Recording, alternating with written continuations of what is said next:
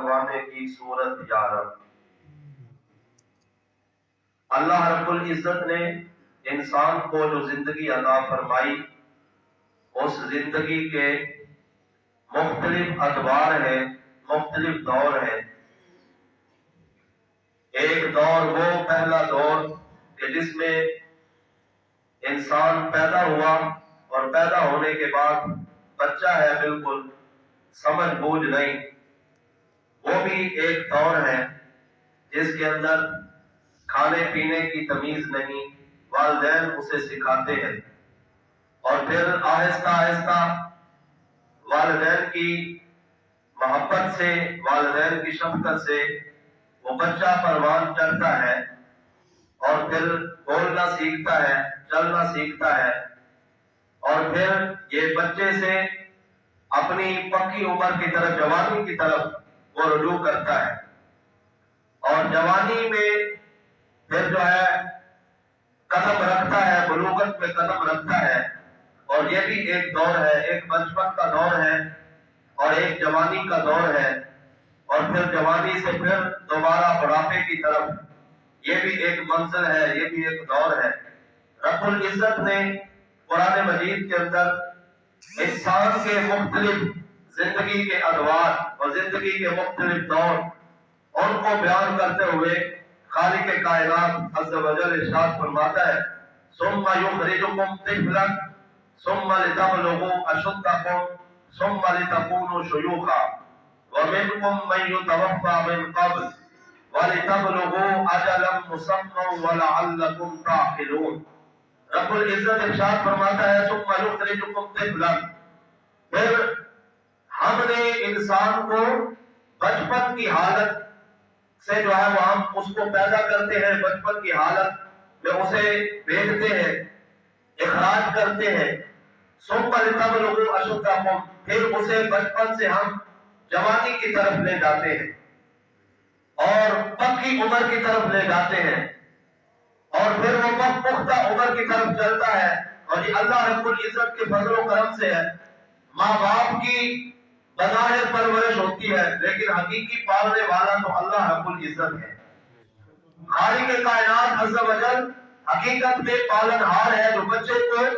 پھر جو ہے جوانی کی صورت عطا فرماتا ہے، اور فرمایا ثم لتکونوا شیوخا، پھر جب جوانی ڈھلتی ہے اور آہستہ آہستہ ہم اس کو شیخ طریقت، پھر جو ہے وہ شیخ کی صورت میں اور بڑھاپے کی طرف ہم اس کو لے کے جاتے ہیں، لتکونوا شیوخا، ہم اسے بڑھاپے کی طرف لے جاتے ہیں، ومنکم من یتوفی من قبل، اور رب العزت فرماتا ہے بڑھاپا آنے سے پہلے کچھ حضرات تو دنیا سے چلے جاتے ہیں،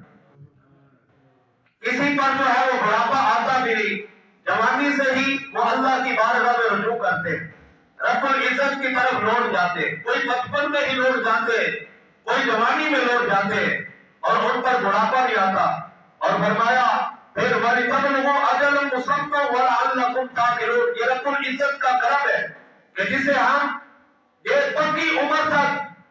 جوانی تک اور پھر بڑھاپے تک اس کو ہم لے کے جاتے ہیں، یہ اللہ رب العزت کا کرم ہے کہ خالق کائنات عز و جل مقررہ مدت تک پہنچاتا ہے، مقررہ مدت تک وہ پہنچ جاتا ہے جو اس کا وقت مقرر ہے، جتنی عمر مقرر ہے، رب العزت فرماتا ہے ہم اسے اس مدت تک پہنچاتے ہیں، وَلَعَلَّكُمْ تَعْقِلُونَ، اور شاید کہ تمہیں عقل ہو، شاید کہ انسان کو عقل آئے، انسان کو تمیز آئے کہ یہ مختلف ادوار اللہ رب العزت پرورش کر رہا ہے، اور پھر انسان کی پرورش بظاہر یہاں والدین کر رہے ہیں۔ خالق کائنات عز و جل نے مختلف دوروں کا ذکر فرمایا، تذکرہ فرمایا، اور یہاں جو ہے وہ اللہ رب العزت نے ہر دور کے لیے جو شروع میں بندے کی انسان کی پیدائش ہوتی ہے، پیدائش سے لے کر پھر جوانی تک یہ اپنے والدین کے سہارے پہ ہوتا ہے، تو رب العزت اور اللہ کے پیارے رسول صلی اللہ علیہ وسلم چاہتے ہیں کہ اس بچے کی تربیت اچھی ہو، اس بچے کی تربیت اچھی ہو، اس پر شفقت ہو، اور یہ تو عمومی طور پر یہ والدین کے دلوں کے اندر اللہ رب العزت نے نرمی پیدا کی، اپنی اولاد کی محبت پیدا کی، اور ہر یہ انسان اس کی فطرت کے اندر شامل ہے کہ وہ اپنے بچوں سے پیار کرتا ہے، اور ویسے بھی چھوٹے بچوں سے ہر ایک کو پیار ہوتا ہے، اور جسے پیار نہیں ہوتا نبی کریم صلی اللہ علیہ وسلم نے فرمایا یہ تو جو ہمارے چھوٹوں پر شفقت نہیں کرتا، بڑوں کا ادب نہیں کرتا، وہ تو ہم میں سے نہیں سمجھنا، فرمایا وہ ہم میں سے نہیں، اس کا دین کے ساتھ تعلق نہیں، اس کا اسلام کے ساتھ تعلق نہیں، کہ جو بڑوں کا ادب نہ کرے اور چھوٹوں پہ شفقت نہ کرے، بلکہ حدیث پاک سے بات کرے۔ حضرت عبادہ بن صامت رضی اللہ تعالیٰ عنہ یہ حدیث کے راوی ہے، فرمایا لیس منا من لم یجل کبیرنا ویرحم صغیرنا ویعرف لعالمنا حقہ، او کما قال نبی صلی اللہ علیہ وسلم، فرمایا جو ہمارے بڑوں کا احترام نہ کرے، ادب نہ کرے، ہمارے چھوٹوں پہ شفقت نہ کرے، اور ہمارے عالم دین کا احترام نہ کرے، فرمایا لیس منا، اس کا ہمارے ساتھ کوئی تعلق نہیں، اسلام کے ساتھ اس کا کوئی تعلق نہیں۔ اسلام بچوں پر شفقت سکھاتا ہے کہ بچوں پر شفقت کرنی ہے، یہ عمومی طور پر، اور کچھ ایسے جو ہے وہ دل بھی ہوتے ہیں کہ جس دل کے اندر بچوں کا پیار بھی نہیں ہوتا، اور بچوں کے پیار سے بھی وہ محروم ہوتے ہیں، جیسے جو ہے وہ کافروں کے دل کہ جو اتنے سخت ہیں کہ غزہ کے مظلوم مسلمانوں پہ جو ہے وہ ظلم و ستم ہو رہا ہے، اور کتنے ہزاروں بچوں کو جو ہے وہ شہید کر دیا گیا، انہیں بچوں پر بھی رحم نہیں آتا، بچوں پر بھی انہیں شفقت نہیں آتی، اور اسلام بچوں پہ شفقت کو سکھاتا ہے۔ اسلام ایسا دین ہے جو کہتا ہے کہ جہاد پر بھی جاؤ، اور کافروں کے ساتھ جہاد کرتے ہوئے بھی، اعلان کلمۃ اللہ کرتے ہوئے بھی، اور اللہ رب العزت کی بارگاہ میں خالصتاً جہاد کرتے ہوئے بھی اس بات کا خیال کرنا کہ کافروں کے بچوں کو نہ مارنا، اور ان کی عورتوں پہ حملہ نہ کرنا، ان کی عورتوں کی بھی حفاظت کرنا، اور بچوں کی بھی حفاظت کرنا، بوڑھوں کی بھی حفاظت کرنا، یہ اسلام سکھاتا ہے۔ ہاں جو تمہارے مقابلے کے اندر آئے، پھر اس کے ساتھ اعلان کلمۃ اللہ کرتے ہوئے اللہ رب العزت کے لیے خالصتاً اللہ کی رضا حاصل کرنے کے لیے جہاد کرنا اسلام سکھاتا ہے۔ لیکن یہ جو ہے وہ دوسرے مذاہب میں شاید اس کی بہت زیادہ کمی ہے، اسی واسطے یہ سارے دن جو ہے وہ ہمیں دیکھنے پڑ رہے ہیں کہ ہزاروں بچوں کے جو ہے وہ قتل عام، ہر روز سینکڑوں بچوں کو مار دیا جاتا ہے، شفقت سے محروم ہے، یہ شفقت سے محروم ہے، جن کے دل کے اندر اسلام نہیں، ان کے دل جو ہے وہ شفقت سے محروم ہے، نرمی سے محروم ہے۔ اسلام شفقت سکھاتا ہے اور محبت سکھاتا ہے۔ رسول کائنات صلی اللہ علیہ وسلم کہ جو ہے وہ یہ فرامین سے اور آپ کے عمل سے، آپ کی سیرت مبارکہ سے، آپ کی سیرت طیبہ سے ہمیں بہت کچھ سیکھنے کو ملتا ہے۔ حضرت جابر بن سمرہ رضی اللہ تعالیٰ عنہ یہ حدیث کے راوی ہیں، نبی اکرم صلی اللہ علیہ وسلم آپ فرماتے ہیں کہ میں نے حضور کے ساتھ نماز ظہر ادا کی یا نماز فجر ادا کی، فرماتے ہیں کہ حضور سرور کائنات صلی اللہ تعالیٰ علیہ وسلم کے پیچھے نماز پڑھنے کے بعد میں نبی کریم صلی اللہ علیہ وسلم کے ساتھ ساتھ حضور کے گھر کی طرف جہاں حضور جا رہے تھے، اپنے دولت قضا میں جا رہے تھے، فرمایا میں بھی پیچھے سرکار دو عالم صلی اللہ علیہ وسلم کی بارگاہ یہ جو ہے وہ حاضری کا شرف حاصل کرنے کے لیے میں حضور کے پیچھے چلا، نبی کریم صلی اللہ علیہ وسلم کے پیچھے میں چل رہا تھا، فرمایا اتنے میں کچھ بچوں نے حضور کا استقبال کیا، کچھ بچوں نے کھڑے ہو کر نبی کریم صلی اللہ علیہ وسلم کا استقبال کیا، حضور علیہ السلام کی آمد کے لیے کھڑے ہوئے، اکٹھے ہوئے، فرمایا جب نبی کریم صلی اللہ علیہ وسلم کا بچوں نے استقبال کیا تو حضور سرور کائنات صلی اللہ علیہ وسلم نے تمام بچوں کے رخساروں پہ شفقت کے ساتھ ہاتھ پھیرا، محبت فرمائی، اور ہر ایک بچے کو پیار سے نوازا، ہر ایک بچے کو اپنے رحمت بھرے ہاتھوں سے جو ہے وہ شفقت عطا فرمائی، اور سب کے پیروں کے ہاتھ پھیرے۔ حضرت جابر بن سمرہ رضی اللہ تعالیٰ عنہ فرماتے ہیں میری بھی عمر چھوٹی تھی، نبی کریم صلی اللہ علیہ وسلم نے میرے رخساروں پر بھی ہاتھ پھیرا، اور سرکار دو عالم صلی اللہ علیہ وسلم کے ہاتھ مبارک کیسے جو ہے وہ شفیق اور کیسے رحمت والے تھے، حضور علیہ السلام کی خوشبو کو صحابہ کرام کو دور دور سے بھی آتی تھی، فرماتے ہیں جب نبی علیہ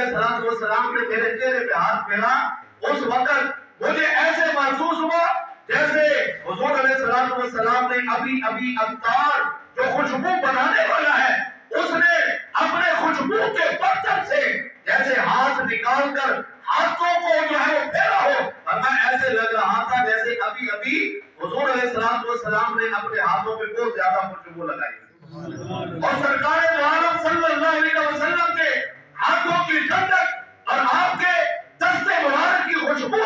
فرمایا میں محسوس کر رہا ہوں کہ سرکار دو عالم ایسی خوشبو میں نے کہیں بھی نہیں پائی جیسی خوشبو سرکار کے ہاتھوں میں ہے۔ نبی علیہ الصلوۃ والسلام تو خوشبو کے مجسمہ ہیں، فرمایا یہ حضور کا پیار تھا کہ نبی کریم صلی اللہ علیہ وسلم نہ صرف اپنے بچوں سے، نہ صرف امام حسن و حسین سے اور امام حسنین سے، بلکہ حضور سرور کائنات صلی اللہ علیہ وسلم ہر بچے سے پیار کرنے والے تھے، خود بھی پیار کرنے والے تھے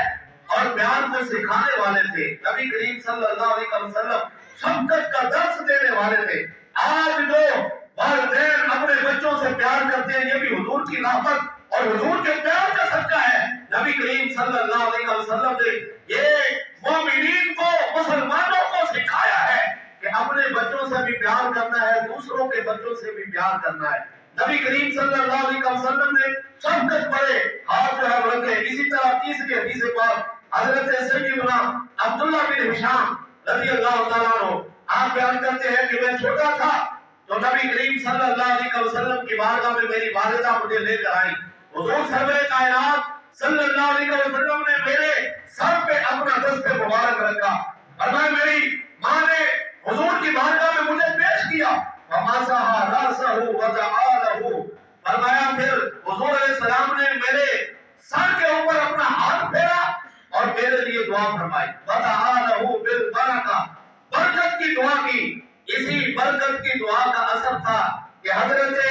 عبداللہ بن ہشام رضی اللہ تعالیٰ عنہ آپ کو ہمیشہ جو ہے وہ برکتیں حاصل رہی، پوری زندگی آپ کے کاروبار کے اندر جب بھی کوئی بھی کاروبار حضرت عبداللہ بن ہشام فرماتے اور کوئی بھی جو ہے وہ جس طرف جو ہے وہ آپ جاتے اللہ رب العزت آپ کو نفع ہی نفع عطا فرماتا تھا۔ یہ حضور سرور کائنات صلی اللہ علیہ وسلم کی برکت، دعا جو ہے وہ دعا کی برکت تھی۔ نبی کریم صلی اللہ علیہ وسلم کی زبان اقدس سے جو الفاظ نکلتے ہیں وہ تو دلہن بن کے جو ہے وہ حضور اللہ کی بارگاہ میں پیش ہوتے ہیں اور اللہ رب العزت انہیں اجابت کا سہرا پہناتا ہے اور عنایت کا جوڑا پہناتا ہے، اور حضور علیہ السلام کی دعاؤں کو تو اللہ رب العزت اسی وقت قبول فرما لیتا ہے۔ اللہ کے گرامی نظر یہ ایک شفقت والا ایک جو ہے وہ تیسرا واقعہ۔ اسی طرح حضرت انس بن مالک رضی اللہ تعالیٰ عنہ صحابی رسول ہے، فرمایا حضور علیہ السلام کی بارگاہ میں میری ماں مجھے لے کر آئی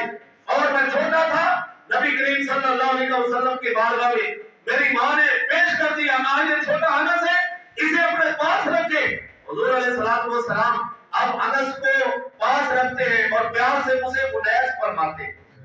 انس کو پیار سے فرماتے انیس، یہ چھوٹا انس ہے، فرمایا میں 10 سال نبی کریم صلی اللہ علیہ وسلم کی نوکری کرتا رہا، حضور علیہ السلام کے گھر کا کام کرتا رہا، نبی علیہ السلام کی درگاہ کا کام کرتا رہا۔ یہ عظیم صحابی جنہیں 10 سال حضور کی نوکری کرنے کا شرف حاصل ہے، فرمایا میں نے 10 سال حضور کی خدمت کی لیکن آپ نے ایک مرتبہ بھی 10 سالوں میں مجھے جھڑکا نہیں، 10 سالوں میں آپ نے ایک مرتبہ بھی مجھے جھڑکا نہیں۔ یہ شفقت ہے، یہ مہربانی ہے، یہ رحمت ہے چھوٹے بچوں پر جو آقا کریم صلی اللہ علیہ وسلم نے فرمائی اور اپنی امت کو درس دیا۔ بلکہ ایک صحابی حضور کی بارگاہ میں حاضر ہوئے، نبی کریم صلی اللہ علیہ وسلم امام حسن کو چوم رہے تھے، امام حسین سے پیار کر رہے، امام حسن سے پیار کر رہے، جو آپ کی گود کے اندر چھوٹے بچے کھیل رہے تھے، حضور علیہ السلام ان سے پیار فرما رہے اور وہ چونکہ دیہات سے آئے تھے، بڑی دور سے آئے تھے، شہر کے آداب سے، اور نبی کریم صلی اللہ علیہ وسلم کی مجلس ابھی جو ہے وہ انہوں نے نہیں دیکھی تھی کہ کیسا پیار ہے بچوں کے ساتھ، کیسی شفقت ہے، حضور کے کیا فرامین ہے۔ وہ عرض کرنے لگے یا رسول اللہ آپ اپنے بچوں سے ایسے پیار کرتے ہیں، آپ اپنے بچوں سے ایسی شفقت کرتے ہیں؟ حضور علیہ السلام نے فرمایا جو اپنے بچوں سے پیار نہیں کرتا وہ تو اس کا تعلق تو اسلام سے ہے ہی، جو اپنے بچوں سے پیار نہیں کرتا، محبت نہیں کرتا، اس کا تعلق تو اسلام سے نہیں۔ چھوٹے بچوں سے تو شفقت کی کی جاتی ہے، چاہے وہ اپنے بچے ہو چاہے کسی کے بچے ہو، ان سے پیار کیا جاتا ہے۔ حضور سرور کائنات صلی اللہ علیہ وسلم نے بچوں سے شفقت سکھائی، بچوں سے پیار سکھایا، اور جہاں بچوں سے شفقت کرنا محبت کرنا سکھایا، اور آج امت مسلمہ اپنے بچوں سے پیار کرتی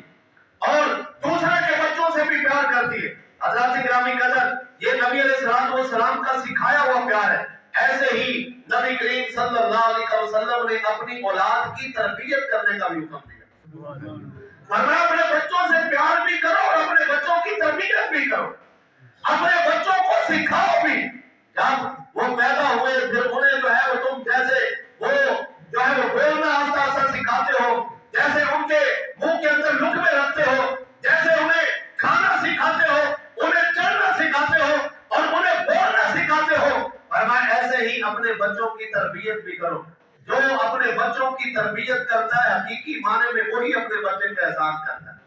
حضور سرور کائنات صلی اللہ علیہ وسلم آپ نے ارشاد فرمایا، تربیت کا آپ نے حکم دیا، بلکہ اس سے پہلے ہم قرآن کی تربیت دیکھیں۔ رب العزت نے قرآن کے اندر فرمایا، یا ایھا الذین آمنوا قوا انفسکم واہلیکم نارا وقودھا الناس والحجارہ علیہا ملائکۃ غلاظ شداد لا یعصون اللہ۔ فرمایا کہ اے ایمان والو، یا ایھا الذین آمنوا، اے ایمان والو، قوا انفسکم واہلیکم نارا، فرمایا اپنے آپ کو بھی اور اپنی اولاد کو، اپنے گھر والوں کو بھی جہنم کی آگ سے بچاؤ۔ اے ایمان والو، خود بھی بچو اور اپنے گھر والوں کو بھی بچاؤ جہنم کی آگ سے۔ وقودھا الناس والحجارہ، وہ جہنم کی آگ جس کا ایندھن انسان اور پتھر ہے، جس کا ایندھن کافر اور بت ہے، جس کا ایندھن انسان اور پتھر ہے، فرمایا اس آگ سے اپنے آپ کو بھی بچاؤ، اپنے بچوں کو بھی بچاؤ۔ یہ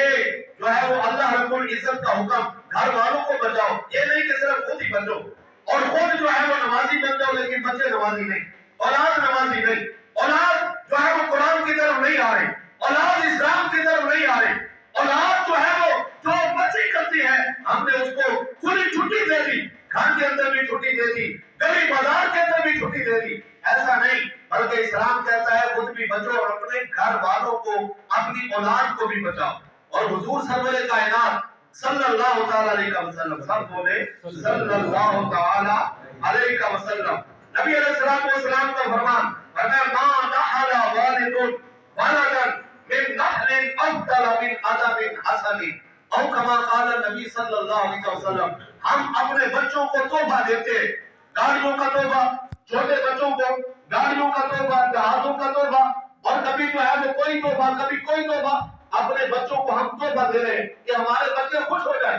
ہمارے بچے راضی ہو جائیں، ہمارے بچے، ہم اپنے بچوں سے پیار کرتے، شفقت کرتے، اس واسطے پھر نئے سے نئے کھلونا جو ہے وہ خرید کر اپنے بچوں کو دیتے ہیں کہ ہمارا بچہ خوش رہے، ہمارا بچہ کھیلتا رہے، ہمارا بچہ مسکراتا رہے۔ اور یہ تو ہر باپ کی اور ہر ماں کی خواہش ہوتی ہے کہ اس کا بچہ جو ہے وہ مسکراتا رہے، کھیلتا رہے، خوش رہے، راضی رہے۔ لیکن نبی علیہ السلام نے فرمایا، حضور کی تربیت بھی تو دیکھو، فرمایا ما نحل والد ولدا، فرمایا کسی باپ کا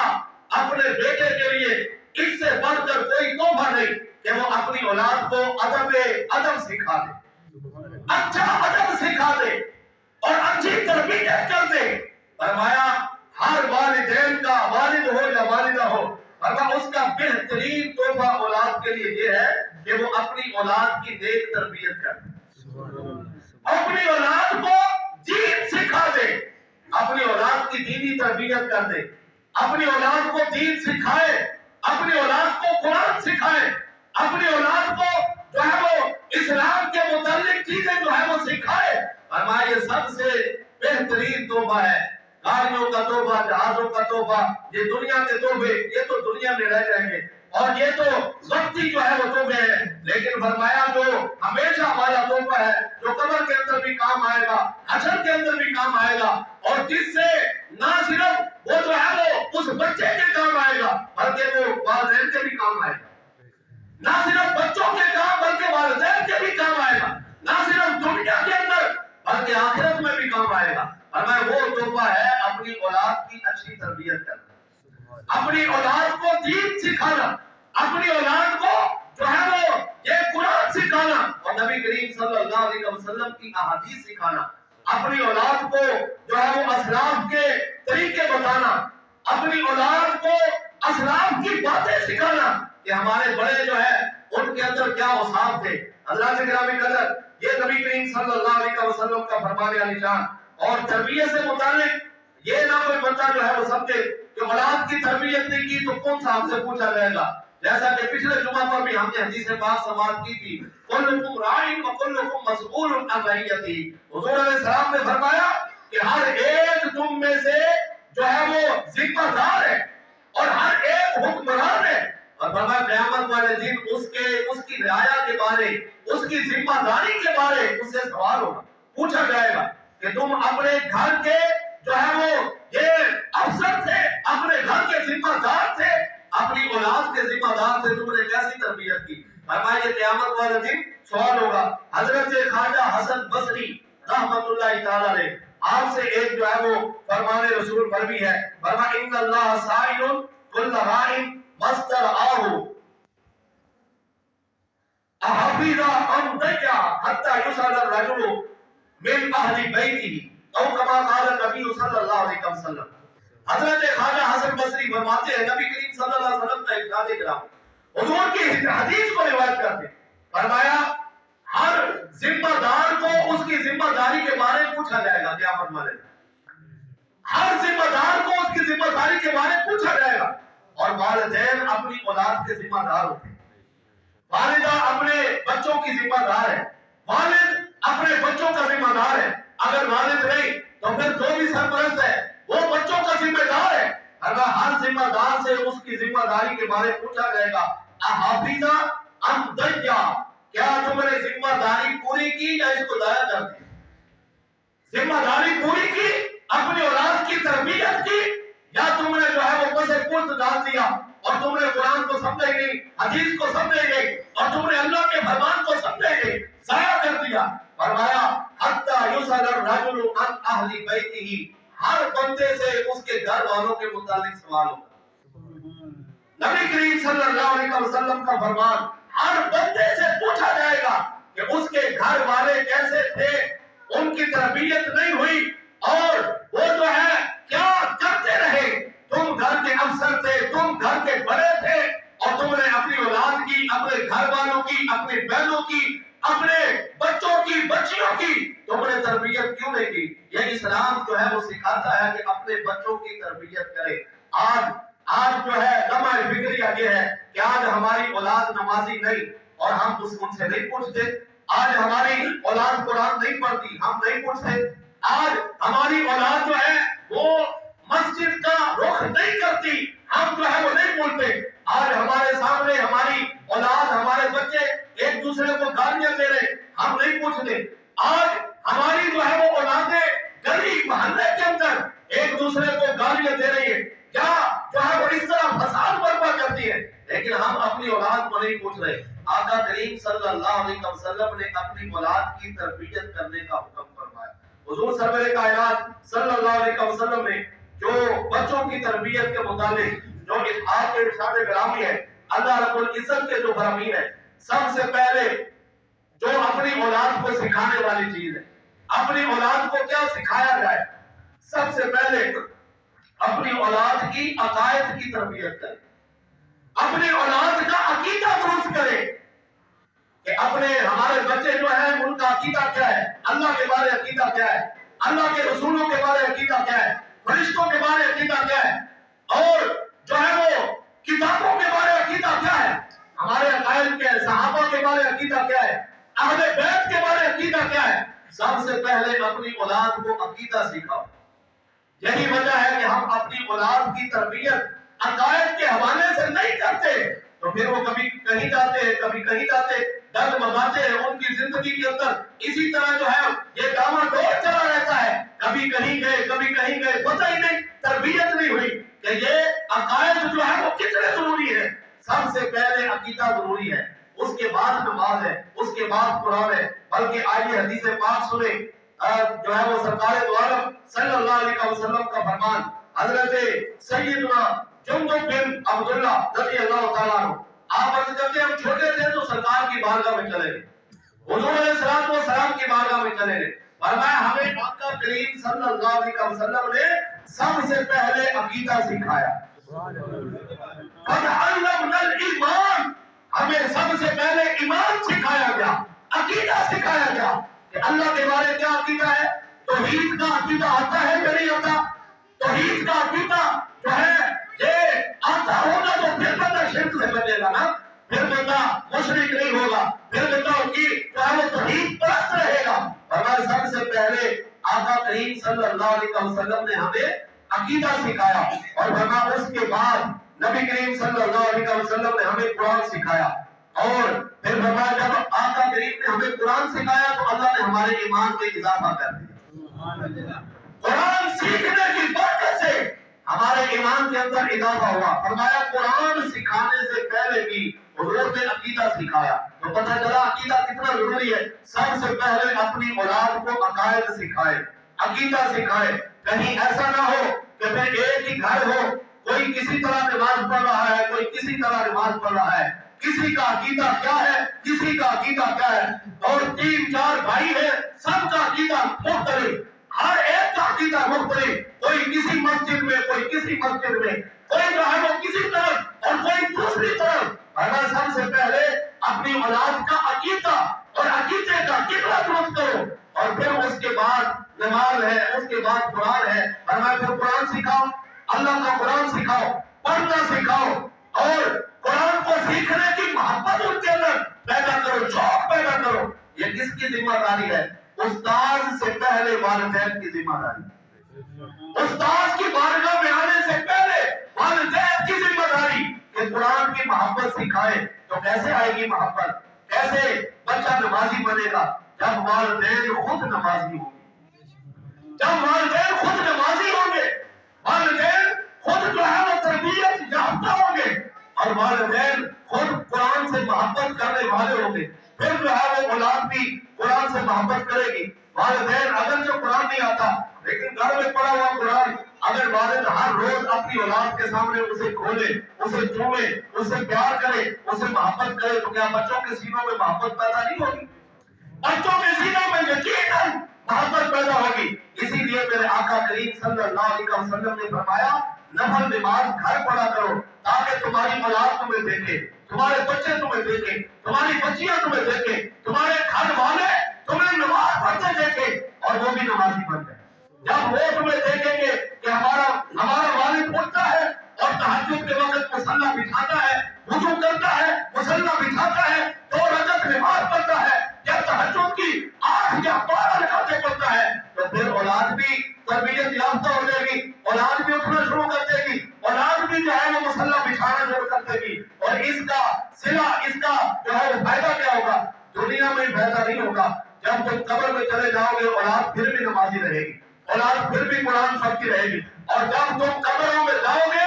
اس کا ثواب تمہاری قبروں کے اندر ہمیشہ جاری رہے گا۔ صبح قیامت تک تمہارے اعمال کا سلسلہ بند نہیں ہوگا بلکہ وہ چلتا رہے گا۔ حضور علیہ السلام نے فرمایا جب بندہ مر جاتا ہے اذا مات الانسان انقطع عنہ عمله، جب انسان مرتا ہے ہو جاتا ہے اعمال کا سلسلہ ختم ہوتا ہے، لیکن فرمایا الا من ثلاثہ، 3 چیزیں باقی رہتی ہیں۔ وہ کون سی چیزیں ہیں؟ حضور علیہ السلام نے فرمایا ایک ان میں سے یہ صدقہ جاریہ، الا من صدقۃ جاریہ، او من جو ہے وہ او من علم ينتفع به، او ولد صالح يدعو له، او كما قال نبی صلی اللہ علیہ وسلم۔ فرمایا ایک صدقہ جاریہ ہے اور ایک ایسا علم ہے کہ جو نفع بخش ہے، ایسا علم چھوڑ گیا جس سے لوگ فائدہ اٹھا رہے تھے۔ یہ بھی علم ہے کہ اپنے بچوں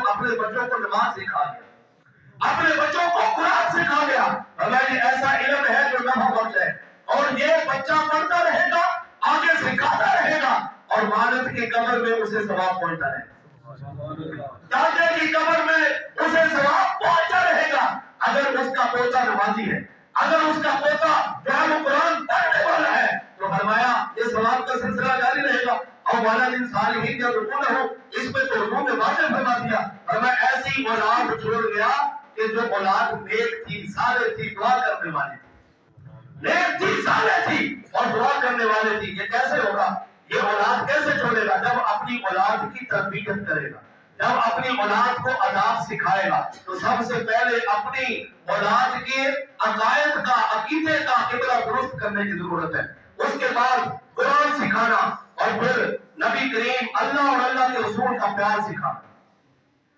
کہیے سبحان اللہ۔ اللہ اور اس کے رسول کا پیار سکھانا، محبت سکھانا، یہ ذمہ داری کس کی ہے؟ والدین کی۔ والدین اپنی اولاد کو سکھائے اللہ رسول سے محبت کیسے ہوتی ہے، اللہ رسول سے پیار کیسے کیا جاتا ہے، یہ والدین سکھائے۔ اسلاف کے جو ہے وہ اعمال بتائیں کہ ہمارے جو بڑے تھے وہ اللہ رسول سے کیسے پیار کرنے والے تھے۔ جناب ابوبکر صدیق کی بات سناؤ، جناب فاروق اعظم کی بات اپنے گھر میں اپنے بچوں کو سناؤ کہ حضرت فاروق اعظم کیسے پیار کرتے تھے اللہ رسول سے، حضرت عثمان کیسے پیار کرتے تھے، حضرت مولا علی اپنے رب سے اور رب کے رسول سے کیسے پیار کرتے تھے، امام حسن و حسین اللہ اور اللہ کے رسول سے کیسے پیار کرتے تھے۔ اسلاف کی باتیں سکھاؤ، اور پھر اپنی اولاد کی تربیت کرتے ہوئے اکابر کے واقعات، یہ بڑوں کے واقعات سنانا۔ حضرت امام زین العابدین رضی اللہ تعالیٰ عنہ، سب بولے رضی اللہ تعالیٰ عنہ، حضرت امام زین العابدین یہ حضور کی اہل بیت کے ایک عظیم فرد، حضرت سیدنا امام حسین کے بیٹے، کربلا کے مسافر حضرت امام زین العابدین رضی اللہ تعالیٰ عنہ، آپ فرماتے ہیں ہمیں رسول اللہ کے غزوات ایسے پڑھائے جاتے تھے جیسے ہمیں قرآن پڑھایا جاتا ہے، ہمیں غزوہ بدر ایسے سنایا جاتا تھا جیسے سورہ فاتحہ سنائی جاتی، جیسے سورہ اخلاص سنائی جاتی ہے۔ فرمایا ہمیں غزوہ احد، غزوہ حنین اور یہ سارے واقعات جنگ کے کیا ہوا، کیسے مجاہدوں نے جو ہے وہ حملہ کیا کافروں پر، فرمایا ہمیں جہاد ایسے پڑھایا جاتا تھا جیسے قرآن پڑھایا جاتا ہے۔ آج امت مسلمہ جہاد سے جو ہے وہ آگے ہے نا، پیچھے ہٹ گئی، اس لیے وہ کافر جنگ کراتے پھر رہے، اسرائیلی جنگ کراتے پھر رہے، ان کے اندر تو جرأت ہی نہیں، ان کے اندر تو قوت ہی نہیں کہ یہ ایک دھمکی بھی اس کو لگا دے تاکہ ہمارے بچے محفوظ ہو جائے، ہماری مائیں محفوظ ہو جائے، ان کے اندر تو یہ جرأت بھی نہیں۔ یہ جرأت بھی میں بار بار کہتا ہوں، یہ جرأت کسی غیر نتو خیرے میں نہیں آ سکتی، یہ جرأت اسی میں آئے گی جو قرآن و حدیث پڑھنے والا ہے، جو قرآن و حدیث کو سمجھنے والا ہے، وہ کافروں کو للکار سکتا ہے، جو ابوبکر صدیق کا نوکر ہے، جو فاروق اعظم کا نوکر ہے، جو عثمان غنی کا نوکر ہے، جو حضرت مولا علی کا نوکر ہے، اور جس نے حضرت سعد بن ابی وقاص کو پڑھا، جس نے جرنیل صحابہ سعد بن ابی وقاص کے واقعات پڑھے، جس نے جو ہے وہ امین الامت حضرت ابو عبیدہ بن جراح کو پڑھا ہے اور ان کی زندگی کو دیکھا ہے، وہی جرأت کا مظاہرہ کرے گا، وہی کہے گا، وہی للکارے گا کافروں کو۔ ان کے اندر جرأت نہیں آ سکتی، یہ بھی اسی وجہ سے کہ دینی تربیت کا فقدان ہے، دینی تربیت نہیں، اور دینی تربیت نہیں بس اسکولی تعلیم جو ہے وہ پڑھ کر یہ آگے ہمارے افسر بن گئے، کرسیوں کے اوپر بیٹھ گئے۔ حضرت گرامی قدر دینی تعلیم جو ہے وہ ضروری ہے حکمران کے لیے بھی، اور حکمران مسلمانوں کا لیڈر وہی ہوتا ہے جسے اسلام کا پتہ ہو، جسے اسلام سے واقفیت ہو۔ حضرت گرامی قدر اللہ رب العزت کی بارگاہ میں دعا ہے کہ رب العزت ہمیں اپنی اولاد کی نیک تربیت کرنے کی توفیق عطا فرمائے۔ وآخر دعوانا الحمدللہ۔